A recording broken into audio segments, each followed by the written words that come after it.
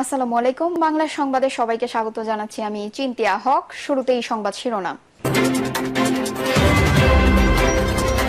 নির্বাচনের কর্মপরিকল্পনা নিয়ে বৈঠকে ইসি। এদিকে জামায়াতের শর্ত ও দাবি মেনে নির্বাচনে যেতে হবে সরকারকে, বলছেন হামিদুর রহমান।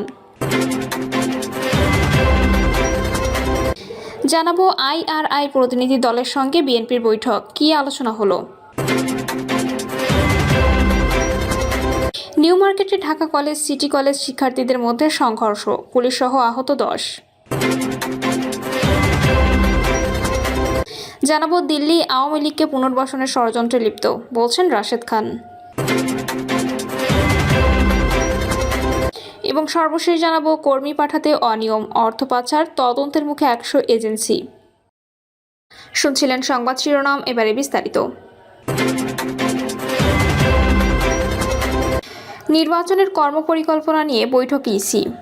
আগামী ত্রয়োদশ জাতীয় সংসদ নির্বাচনকে সামনে রেখে নির্বাচনের বিভিন্ন কর্মপরিকল্পনা নিয়ে বৈঠকে বসেছে নির্বাচন কমিশন। দুপুর 2:30টায় রাজধানীর আগারগাঁওয়ের নির্বাচন ভবনে 4 নির্বাচন কমিশনার ও ইসি সচিবালয়ের কর্মকর্তাদের নিয়ে এই বৈঠক শুরু হয়। তবে কাজে ব্যস্ত থাকায় প্রধান নির্বাচন কমিশনার এই বৈঠকে উপস্থিত ছিলেন না। ইসি সচিব আক্তার আহমেদও জাপানে রয়েছেন। নির্বাচন কমিশনার আবুল ফজল মোহাম্মদ সানাউল্লাহ বলেন, কর্মপরিকল্পনা নিয়ে আমরা বৈঠক শুরু করলাম। অনেকগুলো বিষয় থাকায় আজকের মধ্যে শেষ করা সম্ভব নাও হতে পারে, সেক্ষেত্রে রবি সোমবার পর্যন্ত অপেক্ষা করতে হবে। তিনি বলেন, নির্বাচন কমিশনার ও নির্বাচন কর্মকর্তাদের সঙ্গে বৈঠকের পর সার্বিক অগ্রগতি প্রধান নির্বাচন কমিশনারকেও জানাতে হবে, এরপর ফাইনাল করে জানানো হবে। উল্লেখ্য, আগামী বছর ফেব্রুয়ারি প্রথমার্ধে রোজার আগে ত্রয়োদশ সংসদ নির্বাচন হবে বলে ঘোষণা দিয়েছেন প্রধান উপদেষ্টা। এই সংক্রান্ত চিঠিও দেওয়া হয়েছে নির্বাচন কমিশনে। প্রধান নির্বাচন কমিশনারও বলেছেন, ভোটের তারিখের প্রায় 2 মাস আগে তফসিল ঘোষণা করা হবে। নির্বাচন কমিশন সভায় আলোচনা শেষে জানানো হয়েছিল ডিসেম্বরের প্রথমার্ধে তফসিল দেবে ইসি। গণ অভ্যুত্থানে ক্ষমতার পালাবদলের পর 2024 সালের নভেম্বরে দায়িত্ব নেয় এএমএম নাসির উদ্দিন কমিশন। অন্য নির্বাচন কমিশনাররা হলেন আব্দুর রহমান আল মাসুদ, তাহমিদা আহমেদ, মোহাম্মদ আনোয়ারুল ইসলাম সরকার, আবুল ফজল মোহাম্মদ সানাউল্লাহ। ইসি সচিব হিসেবে রয়েছেন আক্তার আহমেদ। এদিকে নির্বাচন ব্যবস্থা সংস্কার সহ নানা সংস্কারের মধ্যে জাতীয় ঐক্যমত্য কমিশনের কাজও চলে। দায়িত্ব নেওয়ার পর থেকে সার্বিক সংস্কার বিবেচনায় ত্রয়োদশ সংসদ নির্বাচনকে সামনে রেখে নিজেদের কর্মপরিকল্পনা ধরে এগোচ্ছে ইসি। এরই ধারাবাহিকতায় 2025 সালের শুরুতেই ভোটার তালিকা হালনাগাদ করা হয়, যেখানে ভোটার দাঁড়ায় 12,37,00,000-এর বেশি। একই ধারাবাহিকতায় ধীরে ধীরে অন্যান্য অনুষঙ্গ চলমান। জামায়াতের শর্ত ও দাবি মেনে নির্বাচনে যেতে হবে সরকারকে, বলছেন হামিদুর রহমান।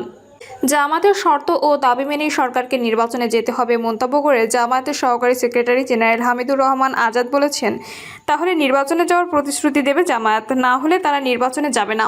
তিনি বলেন, রোডম্যাপ নির্বাচন কমিশনের দৈনন্দিন কাজ, এটি নিয়ে কোনো দ্বিমত নাই জামায়াতের। তবে পিআর পদ্ধতিতে নির্বাচন না হলে নির্বাচন সুষ্ঠু হবে না। নির্বাচন সুষ্ঠু করতে হলে পিআর পদ্ধতির বিকল্প নেই। আজাদ আরও বলেন, জাতীয় নির্বাচনকে কেন্দ্র করে অতীতের রাজনৈতিক ক্রাইসিস তৈরি হয়েছে। জনগণ চাইলে পিআর পদ্ধতিতে সরকারকে যেতেই হবে, সময় উত্তর দেবে। আর জনগণ গঠনই হবে জামায়াতের উত্তর। তিনি বলেন, সবার জন্য সমান সুযোগ নিশ্চিত করতে হবে, যা এখনই ভোটের মাঠে অনুপস্থিত। আজাদ বলেন, জামায়াতের শর্ত এবং দাবি মেনে নির্বাচন যেতে হবে সরকারকে, তাহলে নির্বাচনে যাওয়ার প্রতিশ্রুতি দেবে জামায়াত, না হলে নির্বাচনে যাবে না জামায়াত।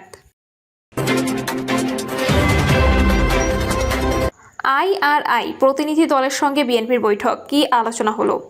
আন্তর্জাতিক রিপাবলিকান ইনস্টিটিউটের প্রতিনিধি দলের সঙ্গে বৈঠক করেছেন বিএনপি নেতারা। আইআরআই এর পক্ষে অংশ নেন সংস্থার এশিয়া প্যাসিফিক অঞ্চলের পরিচালক স্টিফেন সীমা, উপপরিচালক ম্যাথিউ কার্টার এবং senior programme manager Amitabh Ghosh. বিএনপির মিডিয়া সেলের সদস্য সাইরুল কবির খান জানান, বৈঠকে বাংলাদেশের সাম্প্রতিক রাজনৈতিক পরিস্থিতি, আগামী জাতীয় নির্বাচন এবং গণতান্ত্রিক প্রক্রিয়া নিয়ে আলোচনা হয়। তবে বৈঠকে বিস্তারিত বিষয়ে বিএনপি বা আইআরআই এর পক্ষ থেকে আনুষ্ঠানিকভাবে কিছু জানানো হয়নি। ডক্টর আব্দুল মঈন খান জানান, গণঅভ্যুত্থানে পরবর্তী বাংলাদেশের পরিস্থিতি, সংস্কার কার্যক্রম, সংসদ নির্বাচন নিয়ে বিস্তারিত আলোচনা হয়েছে। বিএনপির আগামীর ভাবনা কি তা প্রতিনিধি দলের কাছে তুলে ধরেছে। নিউ মার্কেটে ঢাকা কলেজ সিটি কলেজ শিক্ষার্থীদের মধ্যে সংঘর্ষ, পুলিশ সহ আহত 10। রাজধানীর নিউ মার্কেট এলাকায় ঢাকা কলেজ ও সিটি কলেজের শিক্ষার্থীদের মধ্যে সংঘর্ষের ঘটনা ঘটেছে। ধানমন্ডি জোনের সহকারী কমিশনার শাহ মোহাম্মদ তারিকুজ্জামান বলেন, প্রথমে ঢাকা কলেজের শিক্ষার্থীরা সিটি কলেজের শিক্ষার্থীদের ধাওয়া দেয়, পরে সিটি কলেজের শিক্ষার্থীরা আবার ঢাকা কলেজের শিক্ষার্থীদের ধাওয়া দেয়। এই ধাওয়া পাল্টা ধাওয়ার মধ্যে 3 শিক্ষার্থী আহত হয়েছেন, তাদের ঢাকা মেডিকেলে পাঠানো হয়েছে। দুপুর 1টা পর্যন্ত পরিস্থিতি স্বাভাবিক রয়েছে। পুলিশ ঘটনাস্থলে সতর্ক অবস্থানে রয়েছেন। সংঘর্ষ থামাতে গিয়ে 5 থেকে 7 জন পুলিশ সদস্য আহত হয়েছেন জানিয়ে তিনি বলেন, বর্তমানে পরিস্থিতি পুলিশের নিয়ন্ত্রণে রয়েছে, সড়কে যান চলাচল স্বাভাবিক।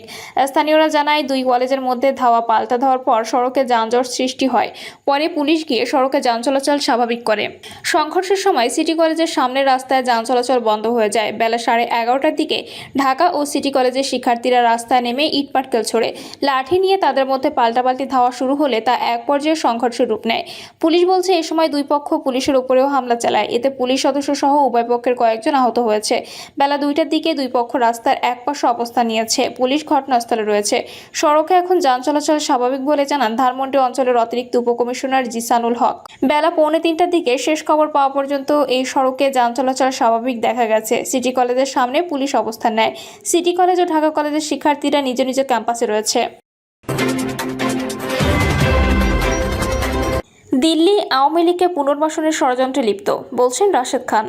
জাতীয় গণতান্ত্রিক পার্টির সহসভাপতি ও দলীয় মুখপাত্র রাশেদ প্রধান বলেছেন, 5ই আগস্ট পরাজয়ের যন্ত্রণা সইতে না পেরে দিল্লি সরকার আওয়ামী লীগকে পুনর্বাসনের ষড়যন্ত্রে লিপ্ত হয়েছে। তিনি বলেন, সীমান্ত হত্যা, অবৈধ পুশিন, মিথ্যা প্রোপাগান্ডা সফল না হয়ে হিন্দুস্তান এখন দিল্লিতে শেখ হাসিনা এবং কলকাতায় আওয়ামী লীগের রাজনৈতিক কার্যালয় উদ্বোধন করেছে। শেখ হাসিনা এবং আওয়ামী লীগের পক্ষে আন্তর্জাতিক জনমত গঠনের লক্ষ্যে লন্ডনে লবিং ফার্ম নিয়োগ, আওয়ামী লীগের কার্যক্রম নিষিদ্ধের বিষয়টি বাতিল করার লক্ষ্যে ব্রিটেনে আইনজীবী নিয়োগ, আগামী নির্বাচনে আওয়ামী লীগের অংশগ্রহণ নিশ্চিত করার লক্ষ্যে জাতিসংঘের হস্তক্ষেপ চেয়ে আবেদন প্রমাণ করে। হাসিনার পক্ষে ভারত যুদ্ধ ঘোষণা করেছে।